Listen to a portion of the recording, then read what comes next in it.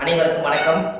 பாரம்பரிய திருவள்ளுவர் குல வம்சம் பிரசன்ன ஜோதிடர் சுபமாரிமுத்து திருப்பூர்லிருந்து இந்த பதிவு உங்களுக்காக. கேட்ட நட்சத்திரத்தில் மாந்தி இருந்தால் எந்த கோவிலுக்கு போனால் உங்களுடைய கர்மவினை தீரும்? மாந்தி என்பது யார்? எல்லாத்தோட ஜாதகத்திலையும் பாருங்க, ஒரு சில ஜாதகத்துல மாந்தியே ஜாதக ராசி கட்டத்தில் சில பேர் அதில் போட மாட்டாங்க. சில கம்ப்யூட்டர்லேயே சிலதெல்லாம் வராது. ஆனால் மாந்தி பெரிய ஒரு அற்புதமான ஒரு மிராக்கலான விஷயத்தை காமிக்கும். ஏன் அப்படின்னா, சூரியனுடைய மகன் சனி பகவான், சனி பகவானுடைய மகன் மாந்தி. இந்த மாந்தி எதுக்கு அதிகமாக யூஸ் ஆகுதுன்னு கேட்டீங்கன்னா, இறப்பு தோஷத்துக்கு மாந்தி அதிகமாக முன்னோர்கள் எடுத்துக்கிட்டாங்க. அப்போ இந்த மாந்தி நிற்கக்கூடிய நட்சத்திரங்கள் எல்லாம் எப்படியெல்லாம் செயல்படுது அப்படிங்கிறத இந்த பதிவில் நம்ம பார்க்க போறோம். இதை மறக்காம ஒரு பேனா நோட் எடுத்து குறிச்சு வச்சுக்கோங்க. இது வரக்கூடிய ஜோதிடர்களுக்கும் பயன்படும். நம்ம இந்த யூடியூப் சேனல் வள்ளுவர் வாக்கு யூடியூப் சேனல்ல போய் பார்க்குறவங்களுக்கும் பயன்படும். இனி வரக்கூடிய சந்ததிகளுக்கும் இது பயன்படும். மாந்திக்கு இப்படி மிராக்கள் இருக்குதா அப்படிங்கிற ஒரு விஷயத்த இன்னைக்கு நம்ம அதை சொல்ல போறோம். இப்போ உங்க வாழ்க்கையில நீங்க தெரிஞ்சுக்க வேண்டிய விஷயம், இந்த மாந்திக்கு ஒவ்வொரு நட்சத்திரத்துக்கும் இந்த மாந்தி தோஷம் எப்படி உருவாகுது அப்படின்னா, அந்த காலத்துல குழுகன் நின்ற வீடு குட்டிச்சவர்னு சொன்னாங்க. குழுகன் நின்ற வீடு குட்டிச்சவர் அப்படின்னா குழுகன் நின்ற வீடு குட்டிச்சவரா. அப்ப இந்த மாந்தி போய் எந்த ராசியில் இருக்குதோ, எந்த நட்சத்திரத்து மேல ஏறி உட்கார்ந்து இருக்குதோ, அந்த நட்சத்திரத்தினுடைய திசைகள் அவங்களுக்கு தோஷம் அடையுமா. அப்ப அந்த மாந்தி தோஷம் என்பது என்ன? இறப்பு சம்பந்தப்பட்டது. உங்களுக்கு ஒரு உதாரணத்துக்கு சொல்றேன். லக்னங்கிறதா உயிர், லக்னம் தான் உயிர். ஒரு மனிதனுக்கு ஒரு தாயுடைய கருவறையில இருந்து தொப்புள் கொடி அறுக்கும் நேரம் எந்த லக்னத்துல அவங்க பிறந்திருக்காங்களோ, அந்த லக்னம் எந்த நட்சத்திரத்துல கரெக்டா நிக்குதோ, அந்த நட்சத்திரத்து மேல இந்த மாந்தியோட தீட்டு தோஷம் அதுல இருக்கு. இது உங்களுக்கு தெரியுமா? இதை நீங்க கண்டிப்பா தெரிஞ்சுக்கணும். அப்ப லக்னத்தினுடைய மாந்தி பிரேதசாபம். மாந்தி என்பது இறப்பு. அப்போ அவங்க முன்னோர்கள் அந்த காலத்துல என்ன பண்ணிருப்பாங்கன்னா, ஒரு லக்னத்துக்குள்ள லக்னம் ஒரு ராசி கட்டத்துக்குள்ள 3 நட்சத்திரம் இருக்கு. இந்த 3 நட்சத்திரத்துல இப்போ ஒரு உதாரணத்துக்கு அசுவனி, பரணி, கிருத்திகை 1ஆம் பாதம், இந்த 3 மேச ராசியில இருக்குது. ஒரு உதாரணம். அதுல அசுவதி நட்சத்திரத்துல மாந்தி இருந்தா என்ன பலன், பரணி நட்சத்திரத்துல மாந்தி இருந்தா என்ன பலன், கிருத்திகை நட்சத்திரத்துல மாந்தி இருந்தா என்ன பலன், இதைத்தான் இந்த பதிவுல உங்களுக்கு சொல்ல போறேன். இது உதாரணத்துக்காக. அப்போ ஒரு நட்சத்திரம் அந்த ஜாதகத்துல நம்மளுக்கு கிடைக்க வேண்டிய நட்சத்திரம். அப்ப எந்த நட்சத்திரத்துல மாந்தி உங்களுடைய ஜாதகத்துல இருக்குதோ, அந்த நட்சத்திரத்தினுடைய திசை உங்களுக்கு தெரியும். உதாரணமா அசுவதி நட்சத்திரமா இருந்தா அவங்க கேது திசையில தான் அவங்க செயல்படுவாங்க. அப்ப ஜாதகத்துல எனக்கு என்னங்க அசுவதி நட்சத்திரம் கேது திசை நடக்குது, எனக்கு கேது அசுவதி நட்சத்திரத்துக்கு கேது திசை நடத்துறாரு, எனக்கு ஒரு பலனுமே நடக்கலைங்க அப்படின்னு நீங்க சொல்லவே வேண்டாம். அந்த அசுவதி நட்சத்திரத்துக்கு அதிபதி கேது இந்த மாந்தியோட சாபம் வாங்கி இருக்கிறதுனால அந்த திசை நம்மளுக்கு வேலை செய்ய மாட்டேங்குது. அப்ப அதை நம்ம சரிப்படுத்தினா தானே அது நிவர்த்தியாகும். அப்ப அசுவதி நட்சத்திரத்துக்கு கேது, கேது என்பது பாட்டியில பாட்டின்னு வருது. அப்ப பாட்டிக்கு ஈமகாரிய செலவு செய்யாம விட்டுட்டால், அந்த முன்னோர்களுக்கு ஈமகாரியங்கள் செய்யாம விட்டுட்டா, இறந்த முன்னோர்களுக்கெல்லாம் மூதாதிகளுக்கெல்லாம் செய்யாம விட்டுட்டா, இந்த நட்சத்திர சாபம் அந்த குடும்பத்துக்குள்ள போய் அந்த திசைக்கு யோகத்தை கொடுக்கறது இல்லை. அப்ப கர்மாவிலேயே மாட்டிக்கிறீங்க. அப்புறம் எப்படி மேல வரும்? அப்ப இதெல்லாம் அந்த காலத்துல முன்னோர்கள் குளிகை நின்ற வீடு குடிச்சவர்னு எதுக்கு சொல்லி வச்சாங்கன்னா, ஒரு வீட்டுல ராசி கட்டத்துல குளிகை நின்ற வீடு குடிச்சவர் சொல்லி வைக்கல. அவங்க சொல்லி வச்சதே குளிகன் நின்ற நட்சத்திரம் அந்த வீடு குடிச்சவர்னு வச்சாங்க. அந்த நட்சத்திரத்தினுடைய திசைகள் யாருக்கு வந்தாலும் இந்த மாந்தியோட சாபம் அவங்கள துரத்திக்கிட்டே. ஒரு உதாரணம், லக்னத்து மேலேயே மாந்தி நிற்குது. ஒருத்தருக்கு லக்னத்து மேலேயே மாந்தி, லக்னம் என்ற நட்சத்திரம் எதுவோ அதுவே மாந்தி. அந்த மாந்தி சாபம் இருந்தா அவங்க என்ன ஒரு அனாதிபாடி எடுத்து அடக்கம் பண்ணுனா அவங்களுக்கு அந்த மாந்தி சாபம் நிவர்த்தி ஆகுங்கிறது ஒரு நூல். ஏன் அப்படின்னா, அந்த லக்கணத்துக்குள்ள மாந்தி பிறக்கும் போது ஒரு தாயுடைய கருவறையில இருந்து மாந்தி என்பது நிலையா இருக்கிறது, ஒரு ராசியில ரொம்ப நாள் இருக்கிறது. லக்னம் என்பது 2 மணி நேரத்துக்கு ஒரு லக்னம் நகர்ந்து வெளியில வந்துடும். கரெக்டா அந்த பிரசவமாகி இந்த லக்னம் போய் கரெக்டா மாந்தியோட நட்சத்திரத்துல போய் கரெக்டா அந்த லக்னம் உட்கார்ந்துட்டால் இந்த லக்னம் வந்து தீட்டாய் போயிடும். இதுதான் அதனுடைய பரம ரகசியம். நம்ம அவங்களுக்கு பாருங்க, அந்த லக்னம் போய் நின்ற நட்சத்திரத்துல போய் அந்த தீட்டு விழுந்துருச்சுன்னா முகமெல்லாம் மாறிடும். முகம் அவங்களோட தேஜஸ் இருக்காது, ஒரு இருளன்ற மாதிரி இருப்பாங்க. என்னமோ ஒரு தோஷம் அவங்கள தாக்கிட்டே இருக்கும். ஒரு செயல்பாடு சிறப்பா இருக்காது. எந்த ஒரு காரியம் எடுத்தாலும் தடை, வீட்டு காரியம் எடுத்தாலும் தடை, தொழில போய் ஜெயிக்கலாம்னா தடை, திருமண வாழ்க்கையில நிம்மதியா இருக்கலாம்னா திருமணத்துல திருப்தி இல்லை, குழந்தை பாக்கியம் பெற்றுக்கலாம்னா குழந்தைக்கு ஏதாவது ஒரு ஒச்சனை, பூர்வீகத்துல போய் வாழலாம்னா பூர்வீகத்துல முன்னோருடைய சாபம். இப்படி வந்து இந்த மாந்தியுடைய நட்சத்திர தோஷங்கள் உங்களுக்கு அதிகமான முறையில இது கர்மாவா செயல்படுது. அப்போ முன்னோர்கள் அந்த காலத்துல இதுக்கு எல்லாமே கோவில் வச்சிருக்காங்க பாருங்க. இதுதான் ஒரு ஹைலைட். இந்த ரகசியத்தை சொல்லாம விட்டுட்டா கடைசி வரைக்கும் உங்களுக்கு தெரியாமலே போய் ஒவ்வொருத்தருடைய ஜாதகத்திலையுமே எந்தெந்த நட்சத்திரத்துல மாந்தி இருக்குதோ அதற்குரிய கோவில்ல போய் சுவாமிக்கு தேங்காய் பழம் பூமாலை கல்கண்டு வாங்கி அர்ச்சனை பண்ணி சாமி கும்பிட்டு வந்துட்டால் உங்களுடைய அந்த நட்சத்திரத்தினுடைய மாந்தி சாபம் அன்றோடு அது நிவர்த்தியாது. அப்ப இது ஒரு பெரிய அற்புதம் அல்லவா? இப்ப நீங்க தெரிஞ்சுக்கணும். அப்ப அந்த கோவிலுடைய வரலாறு எங்க இருக்குது, அந்த கோவிலை நம்ம எப்படி கண்டுபிடிக்கிறது, இந்த கோயிலுக்கு போறதுக்கு வழிமுறைகள் என்ன, இது எல்லாமே நீங்க தெரிஞ்சுக்கிட்டா மட்டும்தான் அந்த வாழ்க்கை உங்களுக்கு கரெக்டா செய்யணும். அப்போ முன்னோர்கள் அந்த காலத்துல சூரியனுடைய மகன் சனி பகவான், சனி பகவானுடைய மகன் மாந்தி. அப்ப அப்பாவுடைய பேரன் தான் நம்மளுக்கு மாந்தி தோஷமா வர்றாரு. அப்ப அப்பாவுடைய சொத்து பிள்ளைக்குத்தானா, அப்பாவுடைய பாவம் பிள்ளைக்குத்தானே. அந்த கர்மாவில இருந்துதான் உங்களால வெளியில வர முடியல. அப்ப இது மூலியமா தான் உங்களுக்கு கர்மா செயல்படுது. பாருங்க, உங்களுக்கு தாத்தாவோட சொத்து அந்த காலத்துல பாத்தீங்கன்னா தாத்தாவோட சொத்தை கொண்டு போய் வாழ்ந்து முடிச்சுட்டு உயிர் எழுதும் போது பேரன் பேர்ல போய் எழுதுவார். அப்ப சூரியனுக்கும் சனி பகவானுக்கு தொடர்பு இல்லை, மாந்திக்கு தான் தொடர்பு வருது. அப்போ அந்த ஜாதகத்திலேயே அப்ப மாந்தி என்பது உள்வனை கர்மா.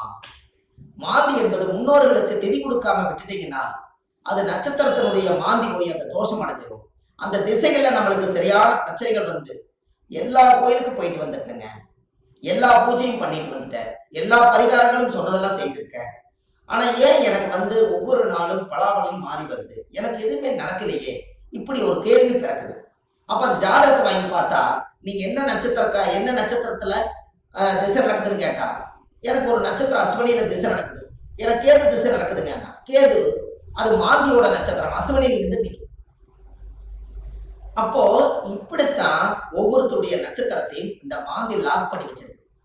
இதை தெரிஞ்சுக்கிட்டாலே உங்க வாழ்க்கை ரொம்ப சிறப்பா இருக்குமே. அப்ப இந்த மாந்திங்கிற ஒரு கர்மா கேரளாவில எல்லாம் பாத்தீங்கன்னா குளிகனை வச்சுதான் ஜாதகமே கணிப்பாங்க. அவங்களுக்கு கர்ம வினை கண்டுபிடிக்கிறதே குளிகனை வச்சுதான். அதனாலதான் குளிகன் இந்த வீடு குட்டிச்சவர்னு அந்த காலத்துல சொன்னது.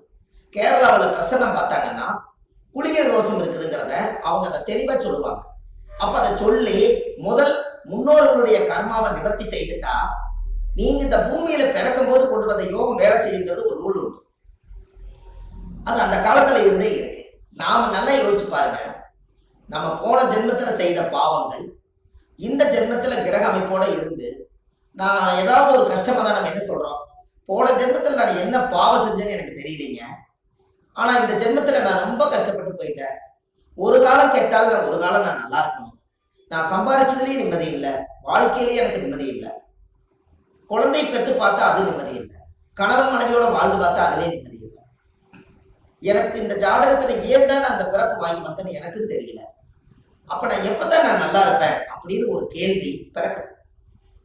அப்ப இந்த இடத்துல என்னன்னு கேட்டா சூரியன் ஒரு ஜாதகத்துல உச்சமா இருக்காரு, நீங்க ஜம்முன்னு இருப்பீங்க, சனி உச்சமாக்குறாரு ஜம்முன்னு இருப்பீங்க, இதெல்லாம் ரைட்டு.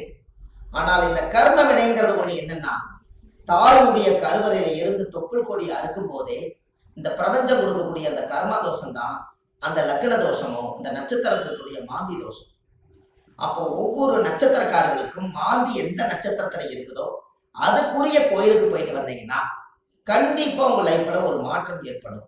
அதுக்கப்புறம் உங்களோட தொழில் விருத்தியாகும், குடும்ப விருத்தியாகும், மனை விருத்தியாகும், மாங்கல்ய விருத்தியாகும், ஆயுள் ஆரோக்கிய ஐஸ்வர்யம் விருத்தியாகும், புத்திர பாக்கியம் விருத்தியாகும், செய்யும் தொழிலில் லாபம் கிடைக்கும், மன நிம்மதி சந்தோஷம் உங்களுக்குள்ள இருக்கும், பட்ட கடன் அடைச்சிருவீங்க, தீராத துன்பத்திலிருந்து வெளியே வந்துருவீங்க, வெளிநாட்டு பயணம் போக வேண்டிய தடைகளுக்கு போயிட்டு வந்துருவீங்க, திருமணமே ஒரு வாழ்க்கை அமைஞ்சு எனக்கு சரியில்லை மறுவாழ்வு தான் எனக்கு வேண்டும் நினைச்சிட்டு இருக்கிறவங்களுக்கு மறுவாழ்வு, குடும்பத்துக்குள்ள தீராத நோய்கள், மருந்து இல்லாத நோய்க்கு மருந்து, எல்லாமே உங்களுக்கு கிடைக்கும்.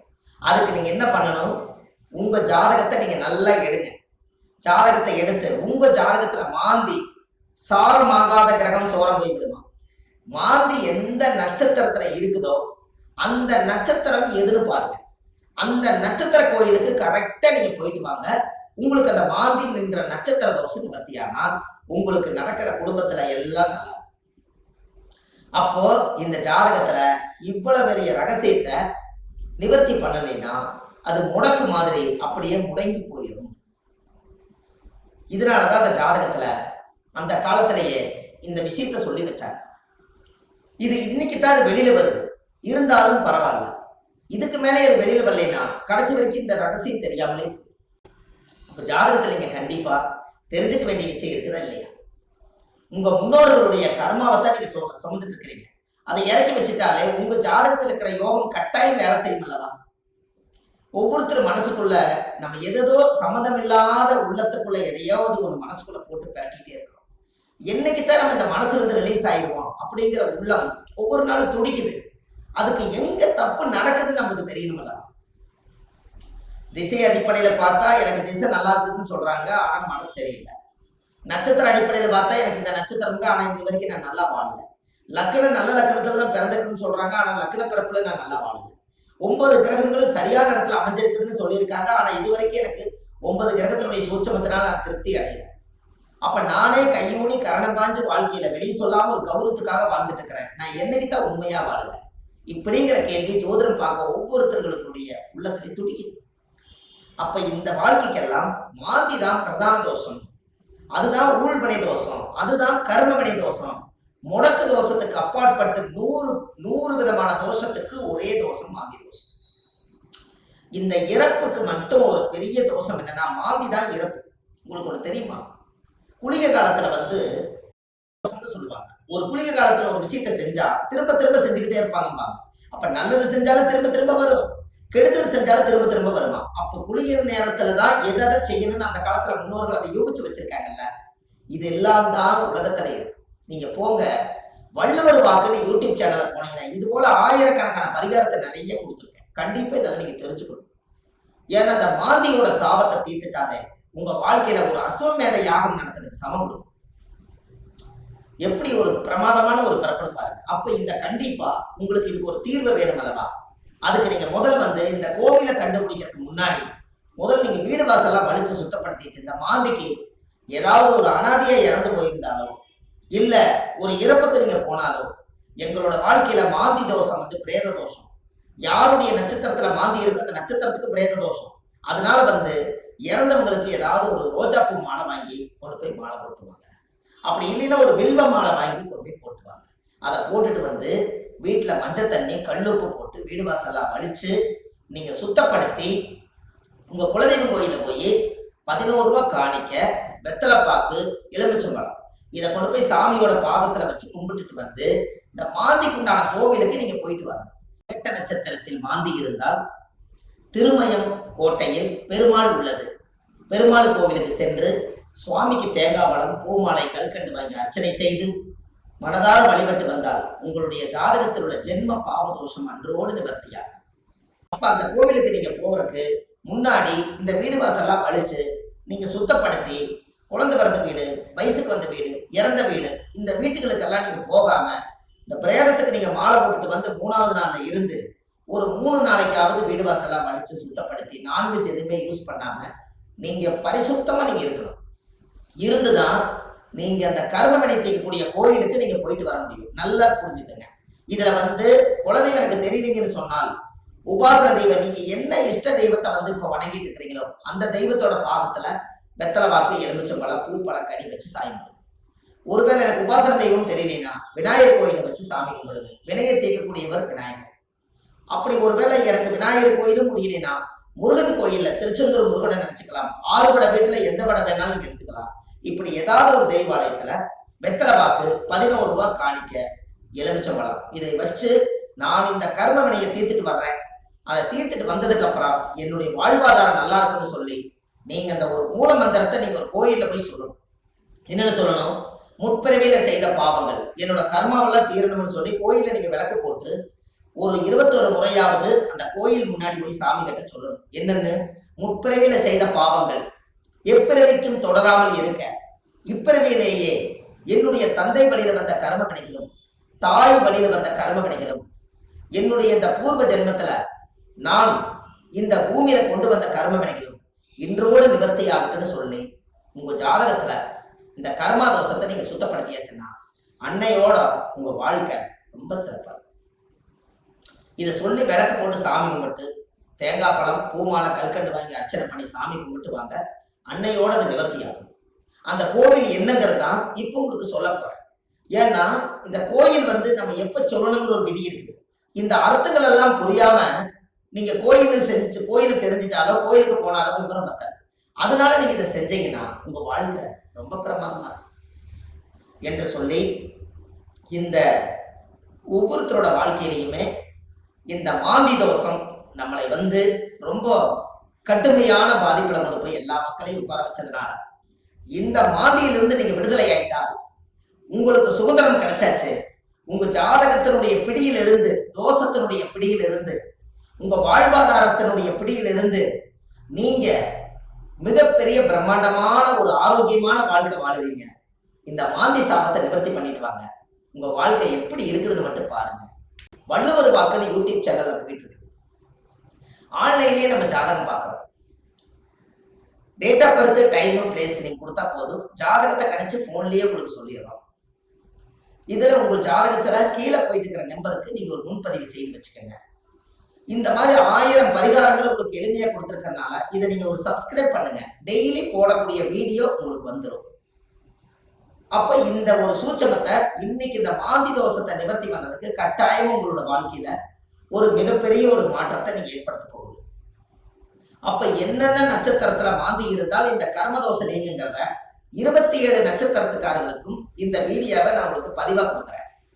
ஒவ்வொரு நட்சத்திரக்கார 27 நட்சத்திரத்துல யாராரு இந்த உலகத்துல எந்தெந்த நட்சத்திரத்துல நீங்க பிறந்திருக்கீங்களோ அந்தந்த நட்சத்திரத்துல போய் அதுக்குரிய கோயிலுக்கு போய் வழிபாடு பண்ணிட்டு வாங்க. கண்டிப்பா உங்க வாழ்க்கை நல்லா இருக்கும். அதுக்காக இந்த பதிவை கொடுக்குறேன்.